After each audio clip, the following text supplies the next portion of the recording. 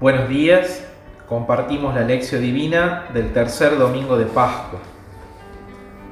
Invocamos al Espíritu Santo. Ven Espíritu Santo, llena los corazones de tus fieles y enciende en ellos el fuego de tu amor. Envíanos, Señor, tu Espíritu para darnos nueva vida y renovarás la faz de la tierra. Oh Dios, que has iluminado los corazones de tus fieles con la luz del Espíritu Santo, danos a gustar todo lo que es bueno y recto según el mismo Espíritu y gozar por siempre de su celestial consuelo. Por Jesucristo nuestro Señor. Amén. Del Evangelio de San Lucas en el capítulo 24, versículos del 13 al 35. Ese mismo día, dos de los discípulos iban a un pequeño pueblo llamado Emaús, situado a unos 10 kilómetros de Jerusalén. En el camino hablaban sobre lo que había ocurrido. Mientras conversaban y discutían, el mismo Jesús se acercó y siguió caminando con ellos. Pero algo impedía que sus ojos lo reconocieran. Él les dijo: ¿qué comentaban por el camino? Ellos se detuvieron con el semblante triste y uno de ellos, llamado Cleofás, le respondió: Tú eres el único forastero en Jerusalén que ignora lo que pasó en estos días. ¿Qué cosa?, les preguntó. Ellos respondieron: lo referente a Jesús el Nazareno, que fue un profeta poderoso en obras y en palabras delante de Dios y de todo el pueblo, y cómo nuestros sumos sacerdotes y nuestros jefes lo entregaron para ser condenado a muerte y lo crucificaron. Nosotros esperábamos que fuera Él quien librara a Israel, pero a todo esto ya van 3 días que sucedieron estas cosas. Es verdad que algunas mujeres que están con nosotros nos han desconcertado. Ellas fueron de madrugada al sepulcro y al no hallar el cuerpo de Jesús, volvieron diciendo que se les había aparecido unos ángeles asegurándoles que Él está vivo. Algunos de los nuestros fueron al sepulcro y encontraron todo como las mujeres habían dicho, pero a Él no lo vieron. Jesús les dijo: hombres duros de entendimiento, ¿cómo les cuesta creer todo lo que anunciaron los profetas? ¿No era necesario que el Mesías soportara esos sufrimientos para entrar en su gloria? Y comenzando por Moisés y continuando por todos los profetas, les interpretó en todas las Escrituras lo que se refería a Él. Cuando llegaron cerca del pueblo a donde iban, Jesús hizo ademán de seguir adelante, pero ellos le insistieron: quédate con nosotros porque ya es tarde y el día se acaba. Él entró y se quedó con ellos, y estando a la mesa tomó el pan y pronunció la bendición. Luego lo partió y se lo dio. Entonces los ojos de los discípulos se abrieron y lo reconocieron, pero Él había desaparecido de su vista. Y se decían: ¿no ardía acaso nuestro corazón mientras nos hablaba en el camino y nos explicaba las Escrituras? En ese mismo momento se pusieron en camino y regresaron a Jerusalén. Allí encontraron reunido a los 11 y a los demás que estaban con ellos. Y estos le dijeron: es verdad, el Señor ha resucitado y se ha aparecido a Simón. Ellos, por su parte, contaron lo que les había pasado en el camino y cómo lo habían reconocido al partir el pan. Palabra del Señor, gloria a ti, Señor Jesús.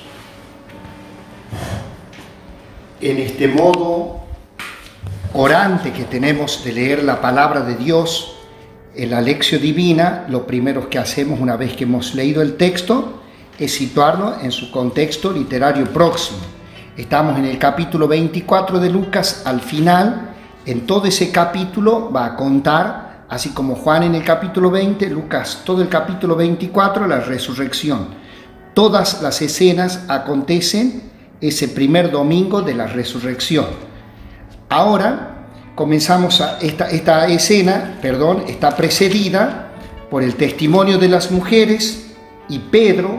Lean ustedes su Biblia, versículo 12, que también dice: Pedro se levantó, corrió hacia el sepulcro y al asomarse no vio más que las sábanas. Entonces regresó lleno de admiración por lo que había sucedido. y cuando viene la escena de los discípulos de Emaús, y luego es la escena, la aparición en ese mismo día a todos los apóstoles. Comenzamos ahora versículo por versículo. Tenemos que advertir que este pasaje solamente lo trae el Evangelio de Lucas. No está ni en Mateo ni en Juan, y hay una alusión en el capítulo 16 de Marcos a esta revelación de Dios. Vamos versículos por versículo. Dice: ese mismo día, 2 de sus discípulos iban a un pequeño pueblo llamado Emaús, situado a unos 10 kilómetros de Jerusalén. 2 no son apóstoles, son parte de los otros discípulos, distingue entre apóstoles y discípulos Lucas, y a uno de ellos dice: van desde Jerusalén, es el punto de referencia, a un lugar llamado Emaús, aproximadamente unos 10 kilómetros. Hay manuscritos que cambian allí un número y hemos tenido dificultades para ubicar el lugar. Dice: en el camino hablaban sobre lo ocurrido. Es importante en Lucas que la escena acontece, pongan atención, en el camino. Ellos van, dice el texto, no solamente conversando, van discutiendo. Y el mismo Jesús se acerca y camina con ellos. Versículo 16, esto el texto va a mostrar entre lo que se ve y lo que no se ve.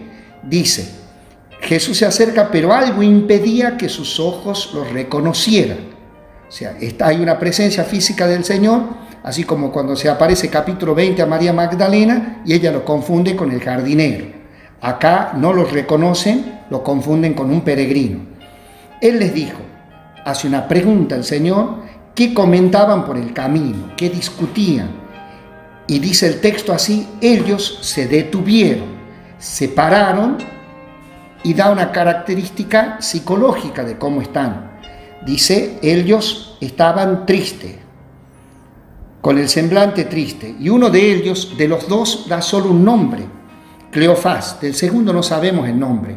Algunos manuscritos del siglo VII, VIII hablaron del hijo de Cleofás. Algunas lecturas feministas dicen que es la mujer de Cleofás. Lo cierto es que no tenemos el nombre. Algunos piensan también que es para que nos podamos incluir nosotros en esta escena. Son 2 discípulos.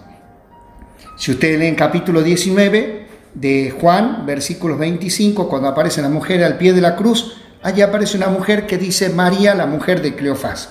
Se ve que Cleofás fue un discípulo de la primera hora, importante en la primera comunidad cristiana. Sigue el texto.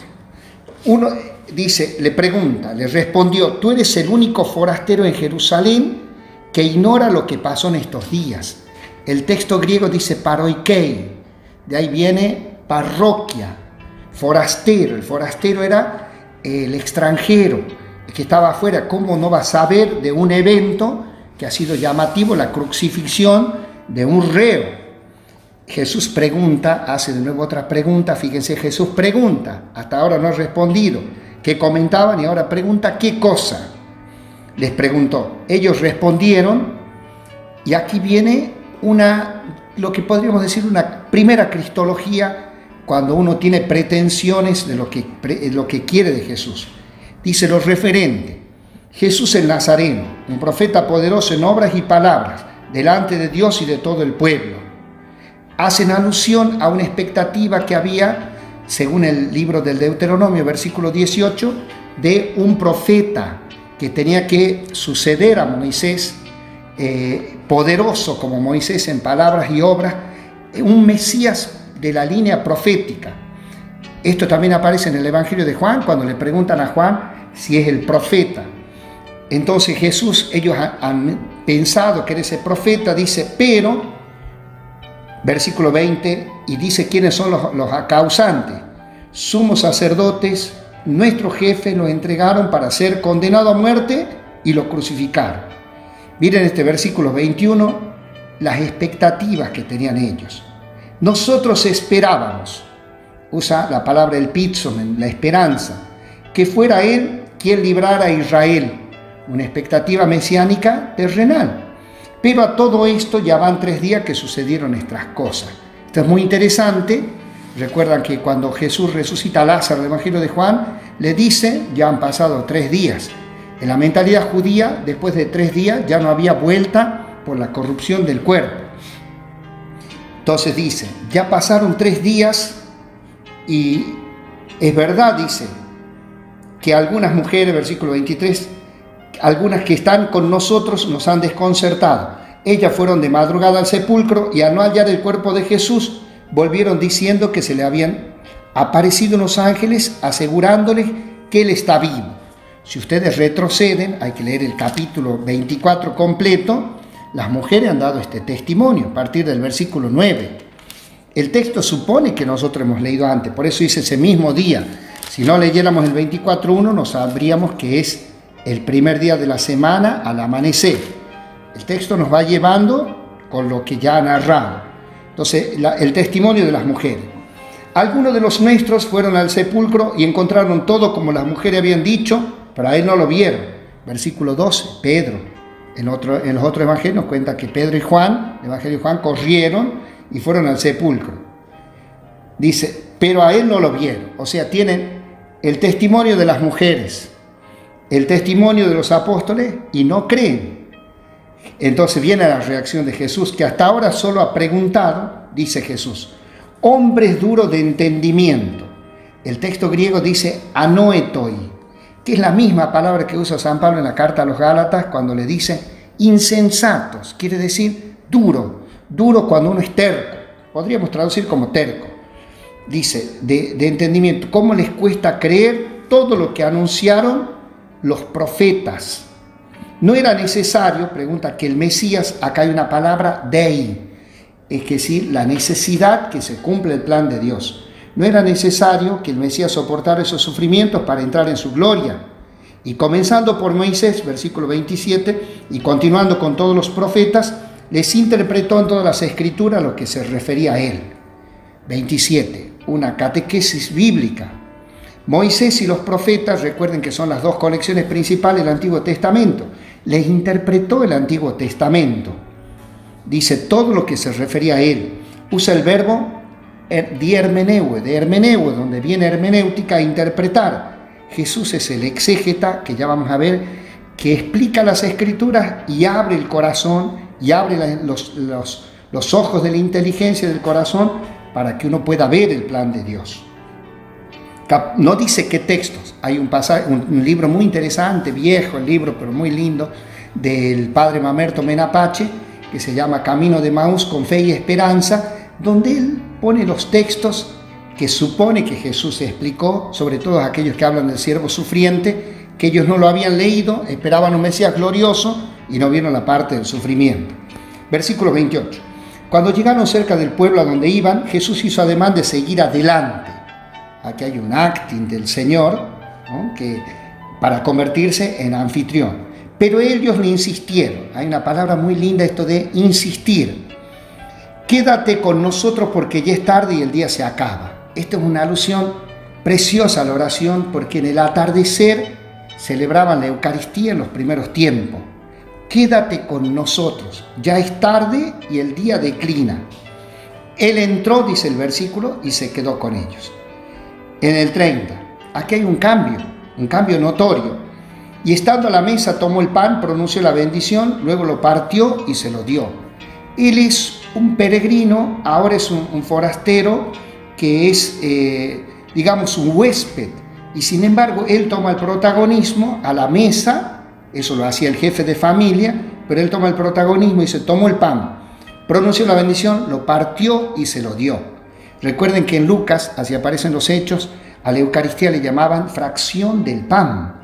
Hace este gesto Jesús y dice el texto: entonces los ojos de los discípulos se abrieron y lo reconocieron, pero él había desaparecido de su vista. Al comienzo, ¿se acuerda? Dice, algo les impedía ver.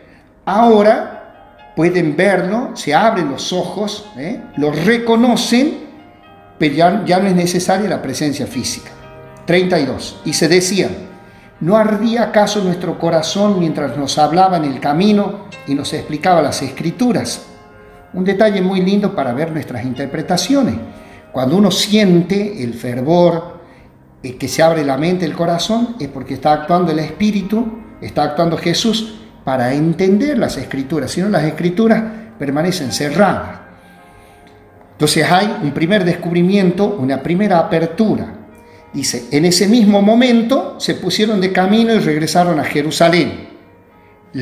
Han caminado todo un trayecto largo, por eso han llegado al atardecer, y dice, allí encontraron reunidos a los 11, aclaran que ya no son 12, y a los demás que estaban con ellos. Mire cómo el texto distingue. Los 11, los demás, a los cuales pertenecen ellos, dice, y estos les dijeron, 34, es verdad, el Señor ha resucitado y se apareció a Simón. Antes que ellos anuncien, la comunidad tiene la prioridad del anuncio, la comunidad ya ha experimentado esta resurrección, y la prioridad de Pedro, se apareció a Simón. La Biblia va a marcar esto porque lo que caracteriza a Pedro es ser testigo de la resurrección. Versículo 35, ellos por su parte contaron lo que les había pasado en el camino, fíjense así comenzó también, dice en el versículo 14, en el camino es la revelación y cómo lo habían reconocido al partir el pan.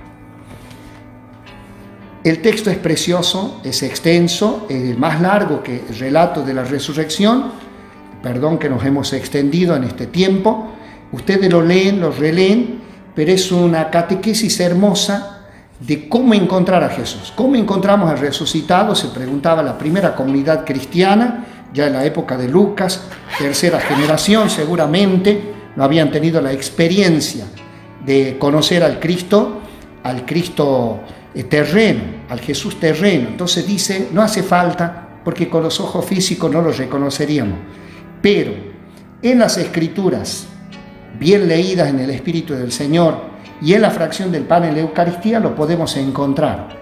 Además, aunque estemos tristes, preocupados y a veces discutimos y nos alejamos de la comunidad, Él siempre nos busca en el camino de la vida. Dios quiera que al Señor lo podamos encontrar, muchas veces lo desconocemos, no lo reconocemos, que Él abra los ojos de nuestra inteligencia, de nuestro corazón, que lo encontremos en el camino de la vida, sobre todo en esta situación difícil de la humanidad, y en la lectura de la palabra de Dios, que ustedes son fieles en seguir, y en la fracción del pan en la Eucaristía, que seguimos por medios virtuales, tengamos esta experiencia del Señor que nos acompaña, del Señor glorioso, que alienta a nuestra comunidad. Para terminar, yo les dejo el tiempo para que ustedes en la parte de qué me dice el texto en meditación, reflexionen dónde lo encuentran al Señor, cómo lo pueden encontrar, pero sobre todo cobren conciencia que Él nos encuentra a nosotros. Llenos de esperanza, pasamos al tercer momento de la oración y lo vamos a hacer con un canto y luego la bendición final.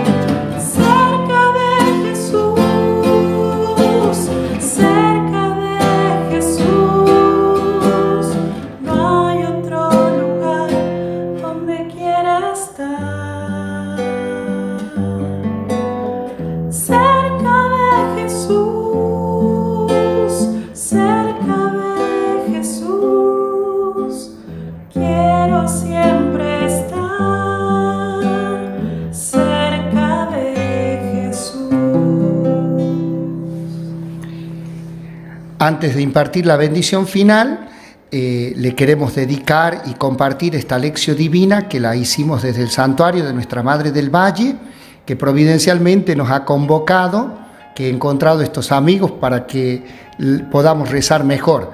Agradezco a 3 profesores de religión que nos hemos encontrado providencialmente: Reina, que nos ha hecho el apoyo tecnológico; Gabriel, que ha leído el texto; y Cintia, su esposa, que nos ha ayudado a rezar con el canto. Desde aquí, desde Catamarca, para ustedes en Salta y para quienes nos siguen en el país, le impartimos la bendición con toda la protección de nuestra Madre del Valle. El Señor está con ustedes. Y con tu espíritu. La bendición de Dios Todopoderoso, Padre, Hijo y Espíritu Santo, descienda sobre ustedes, sus familias, los acompañe y los cuide siempre. Amén. El Señor los cuide y los bendiga. Nuestra Madre del Valle, ruega por nosotros. Con María, servidores de la esperanza.